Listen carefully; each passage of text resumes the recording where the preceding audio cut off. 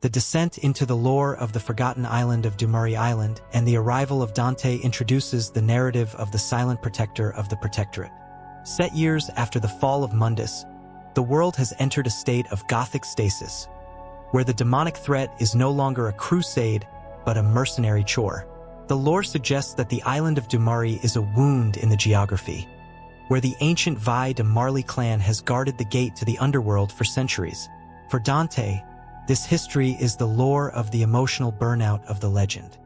He arrives not as the witty duelist, but as the stoic executioner, representing the aesthetic of the fatigue. This is the lore of the weight of the spilled blood, where the son of Sparda has seen too much death to joke about the darkness. It proves that the demon hunter's life is not a thrill, but a perpetual duty, turning the flipped coin into a sacrament of the indifference. The encounter with Lucia and the martyr provides the lore of the biological mimicry of the divine. Lucia, a warrior of the Vie de Marli, represents the artificial sovereignty of the soul. Her lore is defined by the mystery of the origin. She believes she is a protector of the land, but the air around her smells of the hell, representing the dissonance of the nature. This is the lore of the sacred impostor. It suggests that goodness is a choice rather than a birthright. This represents the kinetic sovereignty of the will. The lore of the martyr is the lore of the living archive. She is an old woman who once fought alongside Sparda, proving that the legend is a chain of the generations. This highlights the historical gravity of the island, turning the initial meeting into a contract of the ancestors, where the devil must honor the debt of the father. The arrival of the Arius and the Ouroboros Corporation introduces the lore of the industrialization of the infernal. Arius, a billionaire businessman and sorcerer, represents the capitalist corruption of the magic. His lore is defined by the corporate sovereignty of the damned. He does not want to serve hell. He wants to purchase it, turning the ancient terror into a product for the global domination. This is the lore of the modernized malice. It suggests that the greatest evil is no longer claws and teeth, but suits and skyscrapers. This represents the bureaucratic sovereignty of the greed. The lore of the Ouroboros Tower is the lore of the steel altar. Arius seeks to collect the arcana to become a god, proving that your sovereignty is the only obstacle to the monopoly of the soul. This highlights the secular nature of the conflict, turning the infiltration of the city into a sacrament of the deconstruction, where the hunter becomes the auditor of the sin. The lore of the arcana artifacts, the Medaglia, Coelum, Hermes, and Stella, provides the lore of the geometric key to the void. These 4 relics, scattered across the island, represent the physical components of the resurrection. The lore suggests that these are condensed prayers of the ancient clan, used to seal the king of the darkness. This is the lore of the ritualistic anchors. It suggests that magic is a geography. This represents the mathematical sovereignty of the ceiling. The lore of the arcana is the lore of the magnetic fate. Both Arius and the heroes are drawn to the metal, proving that your sovereignty is gravitational. This highlights the inevitability of the convergence, turning the search for the items into a race against the clock of the doomsday, where the Dante must collect the shards to prevent the whole. The presence of the infested tanks and helicopters introduces the lore of the biological corruption of the machine. In a terrifying shift from previous games, the demons have inhabited the steel, turning the modern weaponry into living organs of the hell, representing the technological horror of the possession. The lore suggests that the underworld has adapted to the industry. This is the lore of the mechanical cancer. It suggests that progress is a vessel for the rot. This represents the synthetic sovereignty of the Argosax. The lore of the infested heart is the lore of the pulse of the iron. When you see the tank grow teeth, you realize that the world is being eaten by its own engines, proving that your sovereignty is the only edge that can cut through the metal and the meat. This highlights the postmodern nature of the heroism, turning the battle in the industrial district into a sacrament of the purification, where the sword must exorcise the tank. The lore of the demon king Argosax provides the lore of the formless terror of the chaos. Unlike Mundus, who took a godlike shape, Argosax is a swirling mass of the many, representing the entropy of the evil. The lore suggests that he is the true mirror of the void. This is the lore of the primordial silence. It suggests that at the center of the hell, there is no personality, only consumption. This represents the absolute sovereignty of the darkness. The lore of Argosax, the chaos, is the lore of the erasure of the form. Link, or rather, Dante, realizes that he is fighting the concept of the end, proving that his sovereignty is existential. This highlights the nihilistic nature of the final conflict, turning the abyss into a mirror of the soul, where the hero must stay sharp to avoid being blotted out by the gray. For the Dante of the Vie de Marli era, the world is the testing of the internal silence. You realize that the world is gray. The lore suggests that Dante is the monochrome night. You are the only heart that pumps the life into a faded legend. The island is not a place. It is a waiting room for the death that you must cleanse with your very focus. This perspective is what makes the flipping of the coin so poignant. You are leaving the fate to a piece of metal because you have lost the interest in the choice. You look at the rebellion sword, knowing that it is the only reality that the history has left to validate. The golden age is a click of the trigger, and you are the only bullet left to silence the noise of the corporate god. As this first segment of the history concludes, Dante stands on the rooftop of the Ouroboros Tower, the wind whipping his red coat. Behind lies the silent protectorate. Before stands the siege of the city and the mystery of the Lucia's birth. The air is no longer tense with the humor, but cold with the resolution of the job. You have seen the forgotten island, the biological mimicry, and the corporate corruption of the magic. The lore of Devil May Cry has shifted from the adventure of the youth to the burden of the mastery. You realize that the devil is always working. You look at the flipped coin in your hand, knowing that you are finally the hand of the fate. The golden age is a flash of the steel, and you are the only light left to cut the shadow of the industry. The revelation of Lucia's secret and her confrontation with her own manufacturing introduces the lore of the existential horror of the man-made demon. Deep within the laboratories of the Ouroboros Tower, Lucia discovers that she is not a natural-born protector of the Vie de Marli, but a failed prototype from the Chi series of artificial demons, representing the industrial plagiarism of the soul. The lore suggests that Arius sought to code the divinity into flesh, creating warriors that looked like angels but functioned like parasites. For Lucia, this is the lore of the biological betrayal. She finds her own sisters suspended in fluid, proving that her will to do good was a variable in an equation she didn't write. This is the lore of the synthetic purgatory, where the heroine is forced to realize she is the property of the enemy.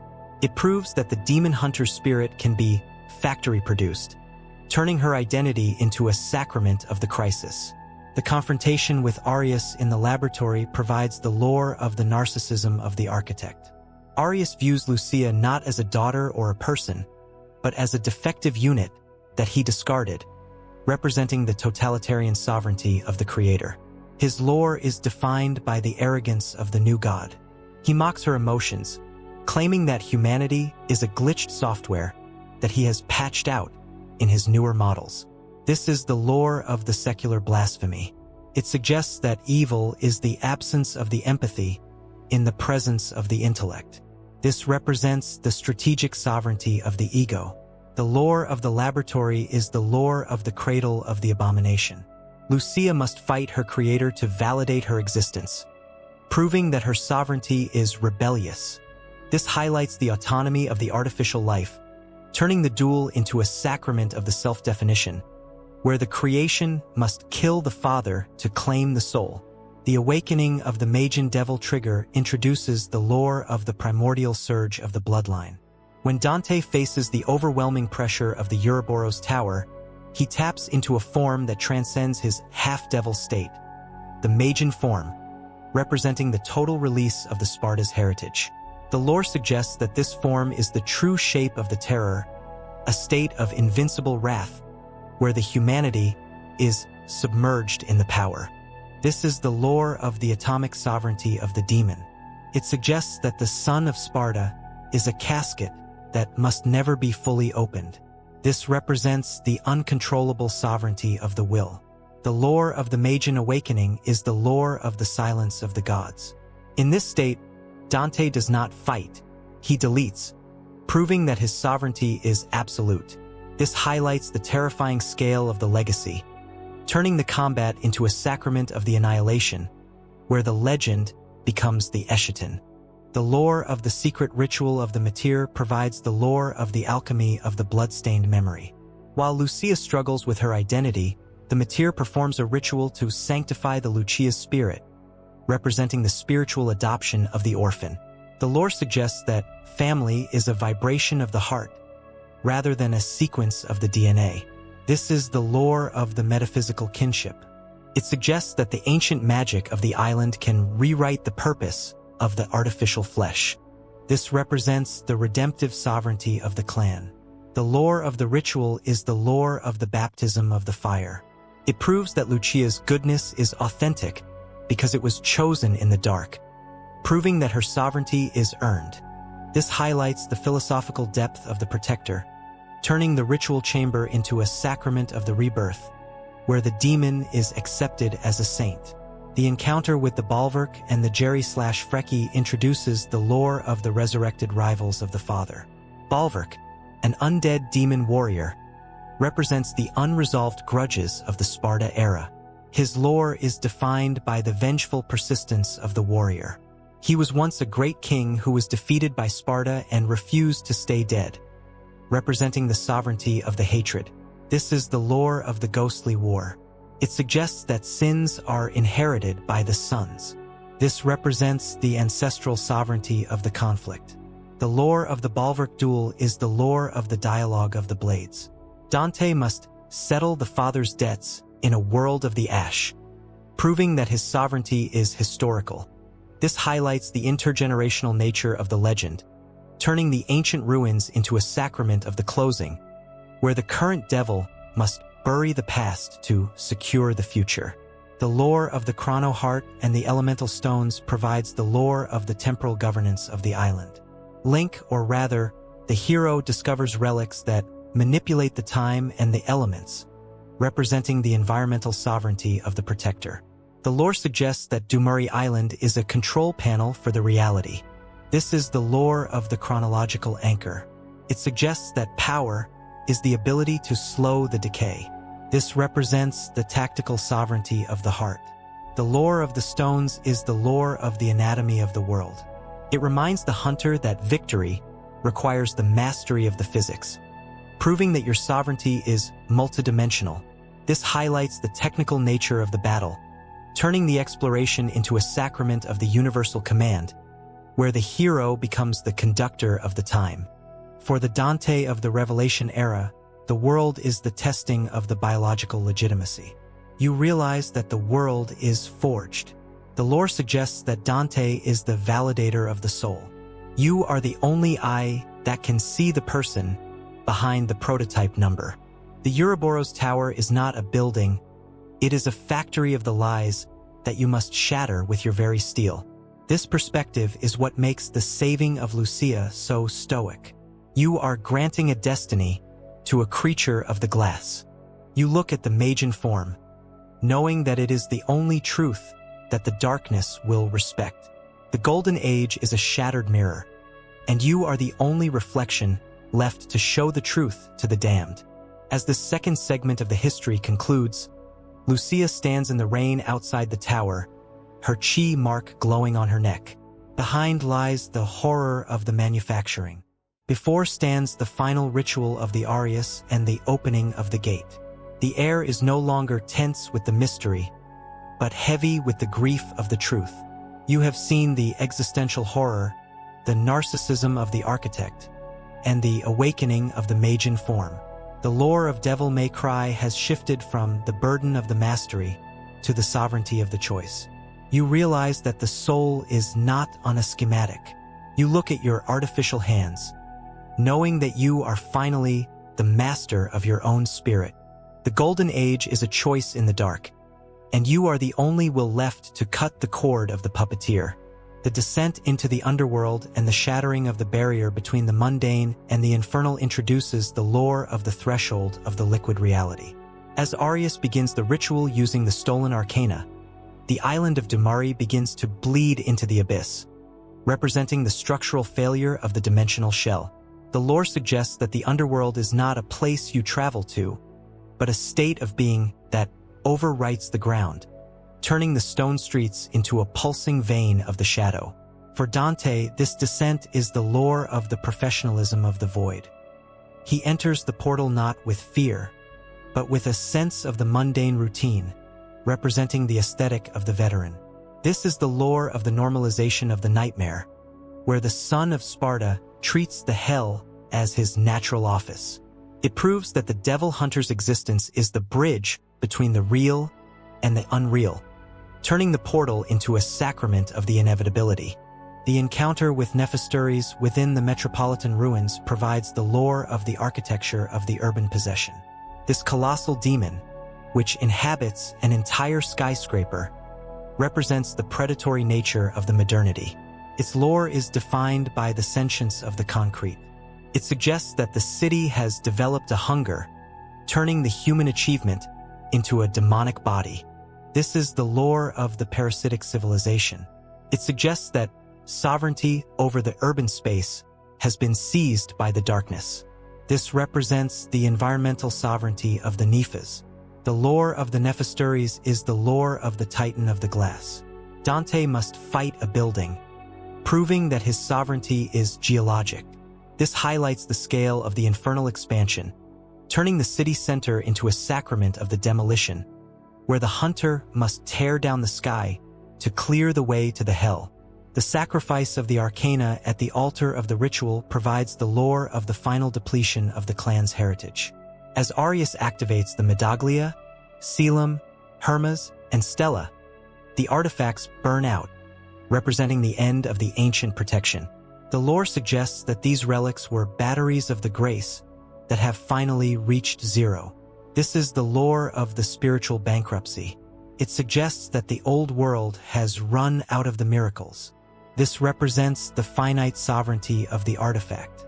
The lore of the burnt arcana is the lore of the naked reality. Without the charms, the island is defenseless, proving that the hero is the only seal left in the world.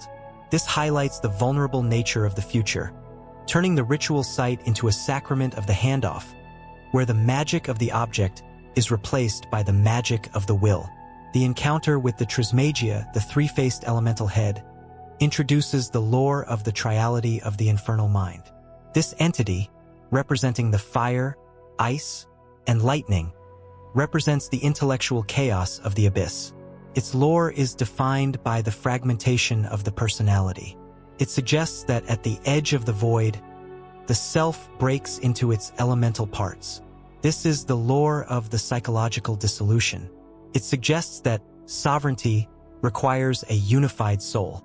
This represents the fractured sovereignty of the magic. The lore of the Trismegia is the lore of the carousel of the wrath. Dante must sync his strikes with the changing faces, proving that his sovereignty is rhythmic. This highlights the calculated nature of the demon hunting, turning the underworld gates into a sacrament of the mental discipline, where the hunter must keep his head while the enemy has three.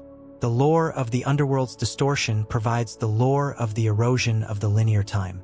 As Dante and Lucia move deeper into the hell, the clocks begin to run backwards and the path becomes a loop, representing the dementia of the geography. The lore suggests that the underworld is a memory that won't stop repeating. This is the lore of the chronological trap. It suggests that history is liquid in the presence of the Argosax. This represents the fluid sovereignty of the chaos. The lore of the distortion is the lore of the test of the persistence. You must keep walking even when the ground is gone, proving that your sovereignty is gravitational. This highlights the infinite nature of the struggle, turning the descent into a sacrament of the unwavering step, where the hero becomes the only constant in a variable universe. The presence of the Plutonian, the dual-wielding bound demon, introduces the lore of the Sisyphus of the darkness. This creature, chained to its own weapons, represents the self-inflicted slavery of the evil. Its lore is defined by the sovereignty of the burden. It suggests that power without purpose is just a weight that drags you into the mud. This is the lore of the heavy sin. It suggests that hell is a place of the repetitive toil. This represents the industrial sovereignty of the damned. The lore of the Plutonian is the lore of the broken chain. Dante must free the demon from its life to end its work, proving that his sovereignty is liberation. This highlights the merciful nature of the sword, turning the combat into a sacrament of the release, where the devil acts as the priest of the execution. For the Dante of the underworld era, the world is the testing of the spatial sanity. You realize that the world is folding. The lore suggests that Dante is the anchor of the reality.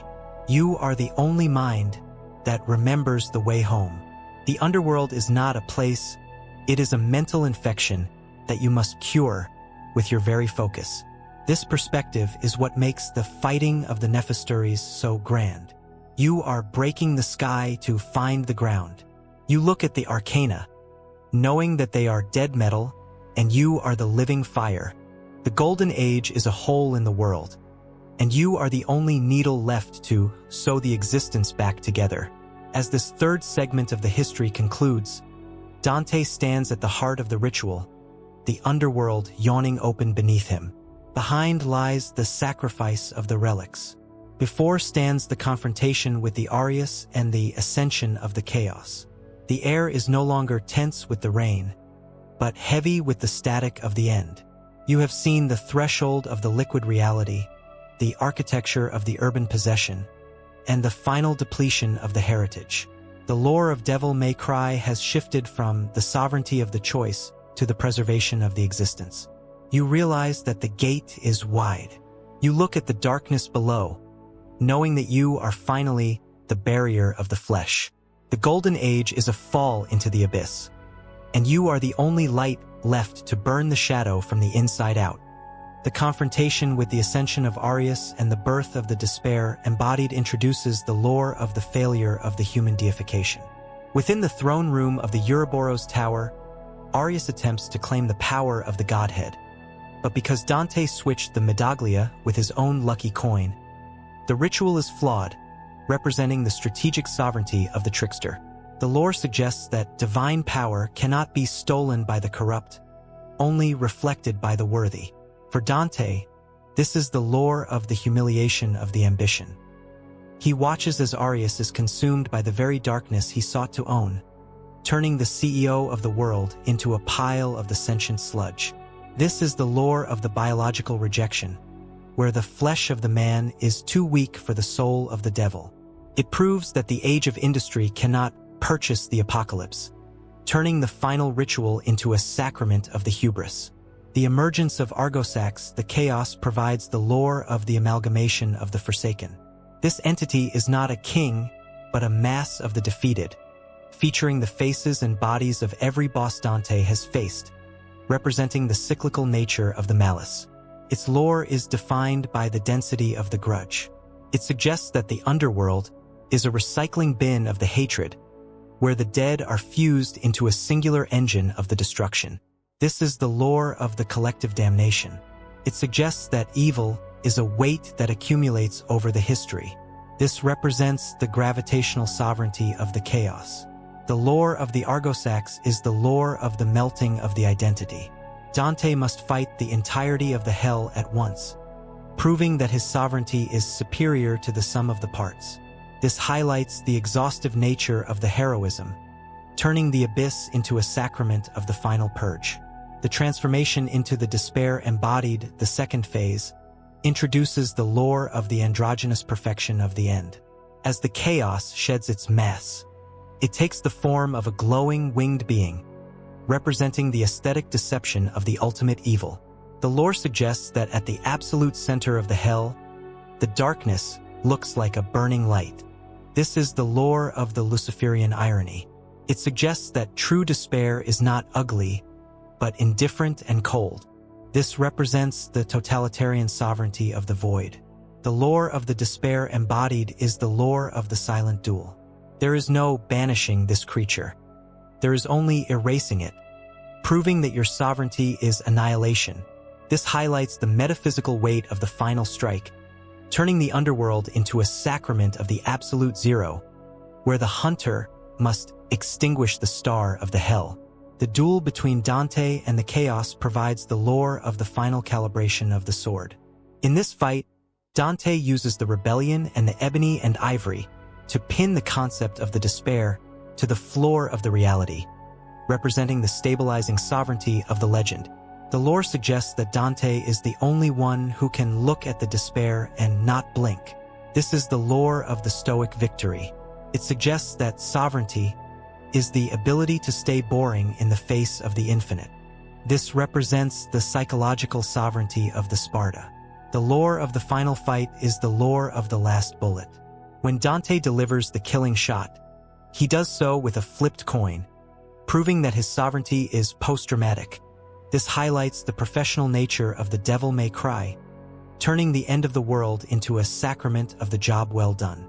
The sacrifice of the Lucia's purpose during the battle provides the lore of the redefinition of the manufactured being. While Dante fights the king of the hell, Lucia must fight the remnants of Arius, representing the separation of the destinies. Her lore is defined by the cleansing of the Maker. She realizes that by killing her creator, she is cutting the final wire of her programming, representing the autonomous sovereignty of the individual. This is the lore of the birth of the real. It suggests that spirit is forged in the conflict with the source. This represents the resilient sovereignty of the chi. The lore of Lucia's victory is the lore of the silent independence. She proves she is not a prototype, but a person, turning the burning tower into a sacrament of the graduation, where the machine becomes the master of the fate. The lore of the underworld's lockdown provides the lore of the one-way gate of the Savior. As Dante finishes Argosax, he realizes the portal is closing, and he must stay behind to ensure the sealing, representing the self-imposed exile of the hero. The lore suggests that the world can only be safe if the devil is in the hell. This is the lore of the solitary vigil. It suggests that sovereignty is the willingness to be forgotten. This represents the martyrdom sovereignty of the bloodline. The lore of the ceiling is the lore of the motorcycle into the deep. Dante drives his bike into the abyss as the lid closes, proving that his sovereignty is kinetic. This highlights the dreadful grace of the heroism, turning the conclusion of the conflict into a sacrament of the vanishing, where the legend goes back to the dark to keep the light pure. For the Dante of the Chaos era, the world is the testing of the final indifference. You realize that the world is finished. The lore suggests that Dante is the final period of the sentence. You are the only hand that closes the book on the Argosax. The abyss is not a prison. It is a highway of the spirit that you must ride with your very soul. This perspective is what makes the leaving of Lucia so quiet. You are giving her the world by leaving it. You look at the flipped coin, knowing that it was heads, and you were always going to win. The golden age is a silence in the aftermath, and you are the only echo left to ride the engine into the infinite night. As this fourth segment of the history concludes, Dante disappears into the depths of the underworld, the gate snapping shut behind him. Behind lies the shattered tower of the industry. Before stands the eternal war of the demon world and the mystery of the never-ending road. The air is no longer tense with the despair, but still with the finality of the choice. You have seen the failure of the deification, the androgynous perfection of the end, and the redefinition of the manufactured being.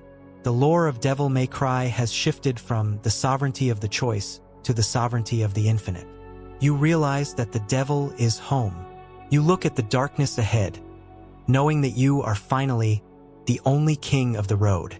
The golden age is a motorcycle in the mist, and you are the only flame left to ignite the abyss. The vigil of Lucia at the Devil May Cry shop introduces the lore of the melancholic stewardship of the legacy. Following the collapse of the Ouroboros Tower and Dante's disappearance into the portal, Lucia takes up residence in the office, representing the shift from the hunter to the watchman. The lore suggests that the shop is not just a place of business, but a reliquary of the bloodline. For Lucia, this is the lore of the adopted heritage.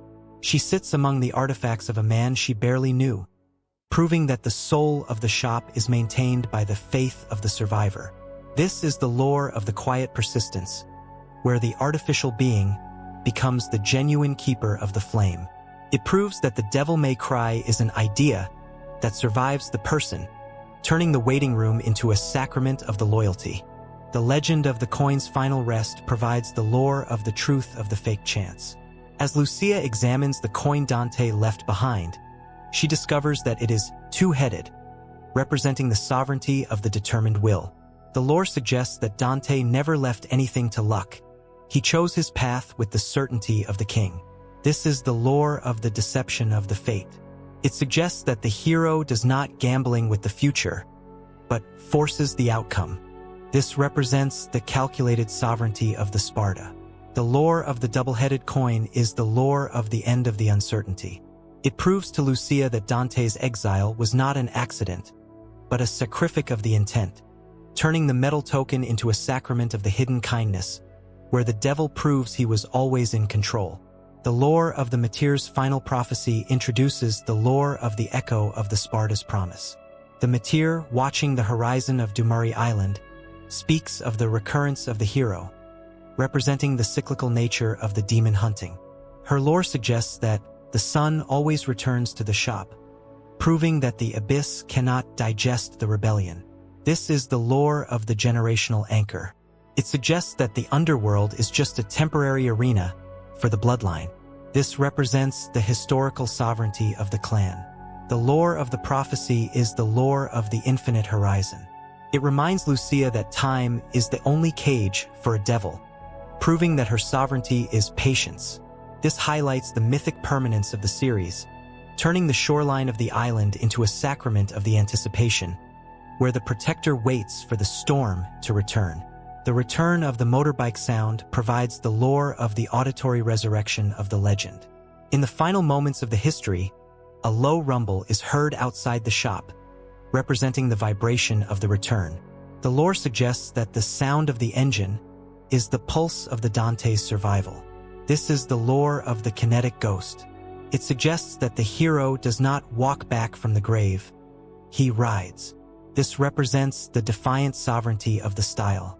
The lore of the motorcycle is the lore of the breaking of the silence. When Lucia runs to the door, it proves that the master of the shop has conquered the infinite night, turning the street outside into a sacrament of the reunion, where the legend becomes the reality once again. The lore of the post-industrial piece introduces the lore of the cleansing of the Marli geography. With Arius dead and the Ouroboros Corporation dismantled, the island returns to its Gothic solitude, representing the eviction of the corporate evil. The lore suggests that the magic of the nature has reclaimed the steel. This is the lore of the ecological restoration of the spirit. It suggests that evil is a temporary infection on the land. This represents the resilient sovereignty of the world. The lore of the new Marli is the lore of the quiet grave. The infested tanks are now rusted shells, proving that your sovereignty has sterilized the future. This highlights the sanitizing nature of the heroism, turning the ruined docks into a sacrament of the stillness, where the world is allowed to forget the demon. The ambiguous legend of the Dante's fate provides the lore of the evolution into the myth. Because his return is heard but not seen in the original record, it represents the sovereignty of the rumor. The lore suggests that Dante has become more than a man. He is a force of the nature that appears where the darkness is thickest. This is the lore of the transcendent hunter. It suggests that the name is now stronger than the body. This represents the iconographic sovereignty of the series. The lore of the unseen return is the lore of the open ending. It reminds the player that the legend is yours to complete, proving that the hero is infinite, turning the conclusion of the quest into a sacrament of the eternal beginning, where the devil may cry, but he never dies. For the Lucia of the final part, the world is the testing of the devotional memory. You realize that the world is safe. The lore suggests that Lucia is the heart of the shop. You are the only hand that dusts the desks of the gone. The vigil is not a chore. It is a vindication of your existence as a human soul. This perspective is what makes the hearing of the engine so electric. You are receiving the answer to the question of your purpose. You look at the two-headed coin, knowing that the odds were always fixed in your favor. The golden age is a roar of a motor in the alley, and you are the only door left to open for the returning king. As this fifth and final segment of the history concludes, Lucia stands at the doorway of the shop, the light from the street hitting her face. Behind lies the silence of the waiting. Before stands the shadow of the man on the bike and the infinite future of the hunting. The air is no longer tense with the despair, but bright with the relief of the conclusion. You have seen the vigil of the legacy, the truth of the fake chance, and the auditory resurrection of the legend. The lore of Devil May Cry has shifted from the sovereignty of the infinite to the sovereignty of the return. You realize that the job is never done. You look at the shadow approaching, knowing that you are finally a part of the family. The golden age is a click of the lock, and you are the only welcome left to greet the devil at the end of the road.